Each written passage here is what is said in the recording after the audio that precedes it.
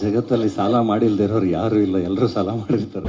Bank ಲೋನ್ಗಳು ಬೇರೆ, ಅದೇನು ಟೆನ್ಷನ್ ಆಗಲ್ಲ. ಬ್ಯಾಂಕ್ ಅವ್ರ ಜೊತೆ ಏನೋ ಒಂಚೂರು ಅಡ್ಜಸ್ಟ್ ಮಾಡ್ಕೊಂಡು ಏನೋ ಮಾಡ್ಬೋದು, ಕೊಡ್ತೀವಿ ಅಂತ ನಿಧಾನ ಕಟ್ಕೊಂಡು ಕೆಲಸಕ್ಕೆ ಸೇರ್ಕೊಂಡ್ ಮೇಲಿದ್ದು ಅಂದ್ರೆ ಇನ್ಫೋಸಿಸ್ದು ಸ್ಯಾಲ್ರಿ 3,000 25,000 ರಾಸ್ಕಲಲ್ಲಿ ಜನ ಕೊಟ್ಟಾಗ ಅಲ್ಲಿವರೆಗೂ ಯಾರು ಕಾಸೇ ಕೊಟ್ಟಿರಲಿಲ್ಲ. ಸರಿ ಮಾತಾಡಿರ್ತದೆ, ಮಗ ಯಾರಾದ್ರೂ ದಾರಿಲಿ ಹೋಗ್ತಾ 1 ಕೋಟಿ ಸಿಕ್ಬಿಟ್ರೆ ಸೆಟ್ಲ್ ಆಗ್ಬಿಡ್ಬೋದಲ್ವಾ ನಾವು ಅಂತ. ಇಲ್ಲಿ ಹಿಂದೆ 31 ಲಕ್ಷ ಬಾಕಿ ಅಂತ ಇದೆ. ಸೊ ನೀವ್ ಯಾವಾಗಾದ್ರೂ ಸಾಲ ಮಾಡಿದ್ದುಂಟಾ? ಈ ತರ ಬಾಕಿ ಅನ್ನೋದು ನಿಮ್ ತಲೆಯಲ್ಲಿ ಇದ್ದಿದ್ದುಂಟಾ? ಜಗತ್ತಲ್ಲಿ ಸಾಲ ಮಾಡಿಲ್ದಿರೋರು ಯಾರು ಇಲ್ಲ, ಎಲ್ಲರೂ ಸಾಲ ಮಾಡಿರ್ತಾರೆ. ನಂದು ಇಂಜಿನಿಯರಿಂಗ್ ಓದಿದ್ದೆ ನಾನು ಎಜುಕೇಶನ್ ಲೋನಲ್ಲಿ. ಪರ್ಸನಲ್ ಸಾಲಗಳು ಮಾಡಿದಾಗಿದೆಯಲ್ಲ, ಅದ್ರ ಪ್ರೆಷರ್ ತುಂಬಾ ಕಷ್ಟ. ಅದ್ರದ್ದು ಬಡ್ಡಿ ಕಟ್ಟೋದಿಲ್ಲ, ತುಂಬಾ ಕಷ್ಟ. ಅದು ನನಗೂ ಖಂಡಿತ ಅದು ಎಲ್ರಿಗೂ ಅನುಭವ ಇರುತ್ತೆ. ಯಾರಾದ್ರೂ 1 ಕೋಟಿ ನಮ್ಮ ಮಕ್ಕದ ಮೇಲೆ ಎಸ್ಬಿಟ್ಟು ಹೋಗ ತಗೊಂಡೋಗ ಬರಬೇಡ ಅಂದ್ರೆ ತಗೊಂಡು ಹೋಗ್ಬಿಡುವುದಲ್ವಾ ನಾವು ಅಂತ.